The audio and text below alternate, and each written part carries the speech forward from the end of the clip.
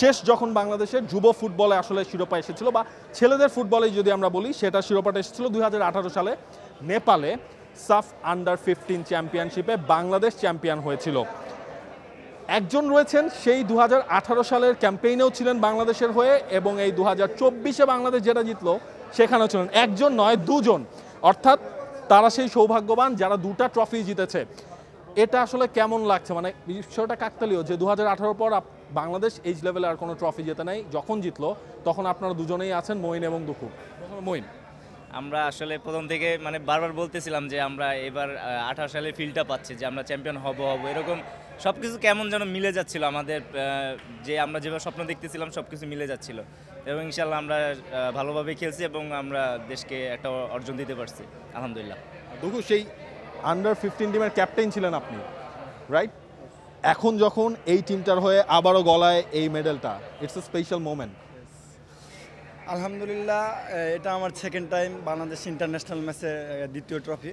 তো ফিলিংসটা প্রথমবারের থেকে একটু ভিন্ন রকম, কারণ প্রথমবার ছিল প্রথমবার ওই সময়টা আমাদের বাংলাদেশের এই অবস্থাটা ওই সময় ছিল না।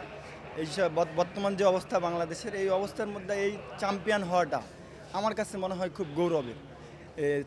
যেহেতু আমার এটা দ্বিতীয়বারের, তা আমি মনে করি আলহামদুলিল্লাহ দেশবাসীদের আমরা এটা ভালো একটা উপহার দিতে পারছি। এবং একটা জিনিস হচ্ছে আপনারা রেগুলারই ঘরোয়া ফুটবলটা আসলে খেলছেন। এই টুর্নামেন্ট শুরু হওয়ার আগে অন্য দেশগুলো হচ্ছে বাংলাদেশকে এগিয়ে রেখেছিল, কারণ বাংলাদেশের এই দলটার ম্যাক্সিমাম ফুটবলারে সেই টপ টায়ারে খেলার আসলে এক্সপেরিয়েন্সটা আসলে ছিল। সেটা কতটুকু এই এজ লেভেলে অন্য দলগুলোর সাথে আপনাদের এগিয়ে দিয়েছিল? অ্যাকচুয়ালি যদি আপনি বলেন ইন্ডিয়া, নেপাল, এরা আমাদের থেকে হয়তোবা আমি জানি না তারা কী লিগ খেলে, কিন্তু আমরা বাংলাদেশের ম্যাক্সিমাম এই টিমে প্রিমিয়ার লিগের প্লেয়ার ছিল, মূল ন্যাশনাল টিমের 4-5 জন প্লেয়ার ছিল। তো আমি আশা করি ওদের থেকে আমরা এক্সপিরিয়েন্সের দিক থেকে আগাইছিলাম।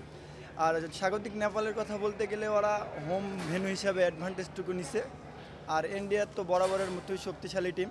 তো আমরা ওদেরকে হারিয়ে প্রমাণ করে দিয়েছে দক্ষিণ এশিয়ার মধ্যে আমরাই সেরা ইনশাল্লাহ।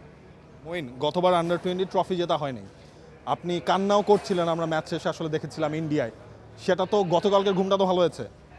গতকালকে আসলে আমরা আগে থেকে আমরা কেমন যেন একটু এই মানে ফিল করতেছিলাম যে আমরা চ্যাম্পিয়ন ফিলটা নিতে পারবো এবং আমরা সবাই একত্রভাবে ভালোভাবে সবাই মন প্রাণ দিয়ে খেলছি। আমরা সেমিফাইনাল যে এফোর্টটা দিচ্ছি, আমরা মানে সেমিফাইনালের প্লেয়ারদের প্রতি এত মানে ইন্ডিয়ার সাথে যে ডেডিকেশনটা ছিল, আমরা তখন থেকে মানে ইন্ডিয়ার সাথে জিতার পর থেকে আমরা মানে ভাবতেছিলাম যে আমরা জিতবো ইনশাল্লাহ।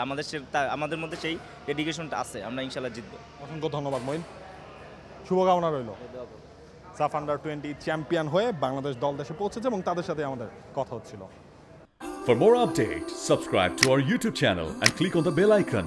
Follow us on Facebook and Instagram. Download T-Sports app to enjoy exciting games and highlights. Visit tsports.com.